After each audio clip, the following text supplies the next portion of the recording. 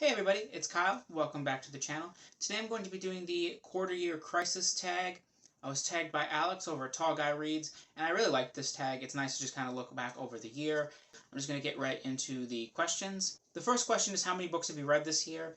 So I've read 81 books so far this year, which definitely sounds like a lot, and it's quality over quantity for sure. But the number was a little surprising to me just because 2020 and 2021 I had read more by this point in the year.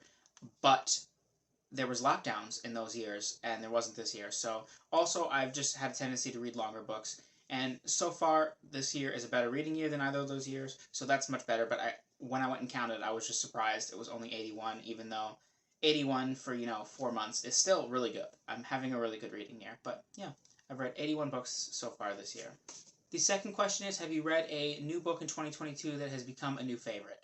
So I'm going to give three answers to this just because they're each a little different for why they're one of my favorites. The first one I would say is Jade Legacy. I think this is just an absolute masterclass to the end of a trilogy, the end of a saga. It is super ambitious. I've never read anything like it. Fonda Lee is one of the best authors I've ever read, and I just think that the longer it's been since I've read Jade Legacy, the more I appreciate the whole series. Like, I keep looking back at it and being like, wow, just the scope of things she was doing, the characterizations, the things she chose to focus on, it just constantly impresses me, and it is without a doubt one of the best books I have ever read.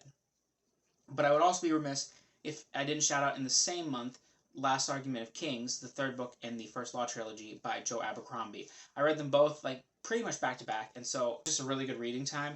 And I think I was more impressed by Jade Legacy on a technical level, but I had more fun with The Last Argument of Kings as I was reading it. Like, my experience throughout the whole book, I felt like was higher than Jade Legacy, because Jade Legacy has a lot of scope, and so it's doing a lot of things and pushing a lot of time forward, and you kind of just get almost little clippets of each character. And so each time you get a new perspective or a big time jump is had, you kind of have to stop and get your bearings, which wasn't unenjoyable. But for Last Argument of Kings, it just started exploding all the things that the first two books had started, and it was just revelation after good joke after great scene after great scene. And so I just think those two books were really phenomenal reads. And the third one I have to shout out here is Ogres by Adrian Tchaikovsky, which is the best novella I've ever read. I thought it was spectacular. I didn't expect that much going into it because ogres aren't generally fun unless they're in Shrek, I guess. And, novellas don't tend to blow me away anyway because they're usually a length that I don't prefer. Either they're too long or too short. So going into Ogres, I just thought it would be, good. And I was absolutely blown away. I can't tell you anything about Ogres because the more blind you go into it, the better. But I will say that it is absolutely phenomenal, and I highly recommend it to anybody. And I still think about it, even though it was like 140 pages. I think about it often, so that is a really great novella. The third question is, what is your least favorite book you've read so far in 2022? And that is easy. That is Skullsworn. I just released a video where I did a little bit of a rant on it, and I just filmed a video where I am ranting about the video in depth, so it's fresh on my mind. Hate that book. Absolutely crap, in my opinion. If you liked it, I'm happy for you. Not for me, man. The fourth question is most read genre this year, and this one's pretty easy. Fantasy, clearly. Second is probably nonfiction. I've read a fair amount of nonfiction this year, but not as much as I hoped that I would. But yeah, after fantasy, it would definitely be like general nonfiction. Question 5 is a book in 2022 that you read that has surprised you. And I went through all of my books that I read this year, and there was only one book that really surprised me, in either direction. And I already mentioned it once, but that would be Ogres by Adrian Tchaikovsky. It is just the perfect answer for this because it just so blew my expectations out of the water in such a short time. And each time you think you have your bearings about what's going on in the story, something changes, and just the way that the story is told, which is in second person POV, which I don't usually like. So right off the bat, it's starting off at a negative for me, but it was an expert way for the story to be told, and you guys really, it's 140 pages or something like that. Just go read it. I promise you, it's worth your time. It is really worth your time. Ogres by Adrian Tchaikovsky, without a doubt, is the most surprising book I've read this year. Question 6 is, what is a new release that's come out in 2022 that you have not read yet that you want to? And I'm going to go with Mark Lawrence's The Girl in the Moon for this one, which is the third book in the Book of the Ice trilogy, I believe. And I haven't read this trilogy at all by Mark Lawrence, but I have really enjoyed Mark Lawrence's work so far. I've read The Broken Empire, I've read Red Queen's War, and I've read his One Word Kill trilogy, and I thought they were all very good for different reasons. And I've been meaning to get into Book of the Ancestor. I hear a lot of great things about that. I've heard that it's connected to Book of the Ice, so I've kind of been waiting for that one to be done. I can just binge all of them at some point. But Mark Lawrence, I feel like, has some of the best prose in fantasy right now. He has a way of turning a phrase that like I've never would have thought about, but it's like poetic and beautiful, and I really think that his characterizations are strong, although I have admittedly heard mixed things on the characterizations in Book of the Ancestor. So I'll be interested to see how this trilogy goes for me, but yeah, it just came out in April, and I'm excited to get into this trilogy. Question 7 is one goal that you feel you've succeeded at so far in 2022.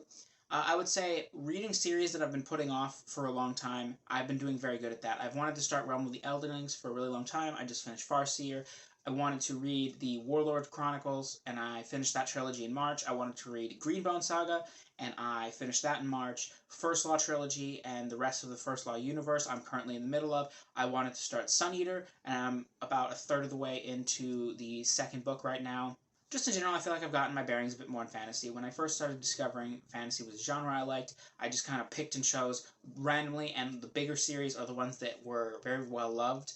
I kind of strayed away from just to kind of give myself some time to work up to them, and so now that I'm like getting into all of these big ones, I'm just really happy that I'm loving most of them, almost all of them. Wheel of Time is the only big one that I haven't been super positive on, but I've still been enjoying my time reading The Wheel of Time. The other thing that I would say is starting this channel. I wanted to start this channel for like a year before I did, and it's been really fun. I've been learning a lot, I've been meeting a lot of new people, and I'm starting to get more comfortable talking in a room alone to a camera. So that aspect of it alone is, I think, like a really big barrier for people, is that it kind of feels weird doing that at first, and then once you get used to that, I think it relieves a lot of the tension. So yeah, I'm really excited to put more time and effort into the channel going forward, but so far I would say that it's been a success. I've been really happy with the fact that I've even started so far. And I really want to thank the people who encouraged me to start this channel, because a lot of people encouraged me. Read by Andy, Bookborn, a bunch of people over on the Discord, Sarah Reads, Patrick Leo, all of these people really encouraged me to start a channel, and I'm very thankful to them that they finally convinced me to do it.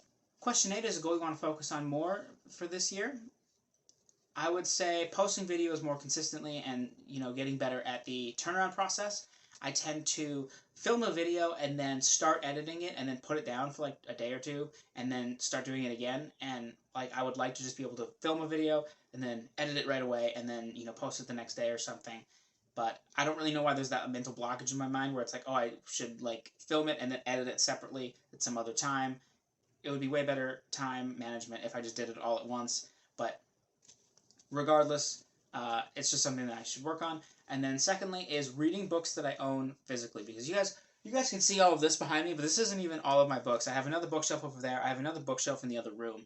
And lots of these books I haven't read. And then I get more books on Kindle, I get more books on audio, I get more books from the library. And the library is really bad because I only have 3 weeks to read the ones at the library, so I feel like I always have to read those ones. And then I never make much progress on the books that I own physically. So I really set a goal to read more of the books that I already own physically, especially because we want to move into a house in sometime in the near-ish future, and I would really like to downsize some books. A lot of the books that I own are books that I feel like I would like, but maybe not love enough to keep after I finish it. And that's also part of the problem, because if I want to read a book, I want to read a book that I think I'm going to love. And so, like, for instance, The Wisdom of Psychopaths. I really want to read this book. Do I think I'm going to like it enough to want to keep it after I'm done? I don't know, maybe, but it might not be an all-time favorite, so then I just don't pick it up, and then it sits on my shelf and takes up space. Look at all these books I want to get rid of. These are the books that I'm going to be donating. This is crazy. There's like 50 of them in here.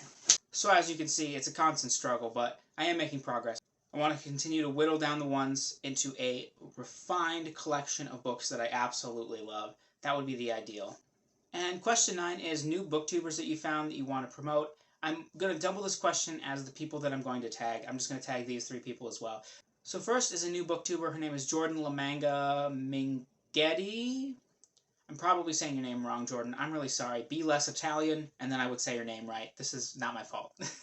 But Jordan just started around the same time as me, and I think she has a lot of the same reading tastes that I do, so if you like this channel, I feel like you definitely like Jordan's channel. She's very good at putting all of her thoughts together, and she makes great videos. I think you guys should check her out. Second, I have Ian the Reader. I think Ian is great. He's also a pretty new booktuber. He reads a lot of fantasy, but he reads a lot of thrillers and mysteries and stuff too, so if you kind of want to get a little bit out of the fantasy niche, Ian has a bit going for you there. I think his personality is very infectious. I think he reads a lot of fantastic books and has a lot of great insights. And he's currently hosting a read-along for one of my favorite series, which is the Dandelion Dynasty. And I think more people should check out his channel and join the read-along, because those books are great. So Ian the Reader, check him out. And the third person I'd shout out here is Scott, the Bald Booktuber on YouTube. Scott's been around a little bit longer than the other two and myself that I've just mentioned, but he's still a pretty new booktuber. I think he's great. He has a very laid-back, chill vibe. He highlights audiobook narrators, which I really respect. I always want to be somebody that's like, with the amount of audiobooks that I listen to also highlight all of the audiobook narrators I listen to. But by the time I talk about a book, I've usually forgotten who the narrator is, or it just doesn't come up. And I love that Scott always highlights who the narrators are. I think he reads great books. He has excellent taste. Go check out the Bald Booktuber. All three of you, I tag you if you want to do this video. I'd really like to see your answers, but if not, that's okay. Alright, that is the Quarter Year Crisis book tag. Thank you so much for watching, guys. Please like and subscribe if you enjoyed the video. And if you want to do this video, please do it by all means, even if I didn't tag you. I think retrospectives are always such a nice way of kind of looking back on your year and seeing how far you've come and what you've read that has been really inspiring or really thought-provoking or that's really stuck with you. And it's sometimes good to just remember that you hate Skullsworn. So, win-win, guys. Let me know your thoughts on my answers or any answers that you might have for these questions. And see you guys next time. Thank you. Have a nice day.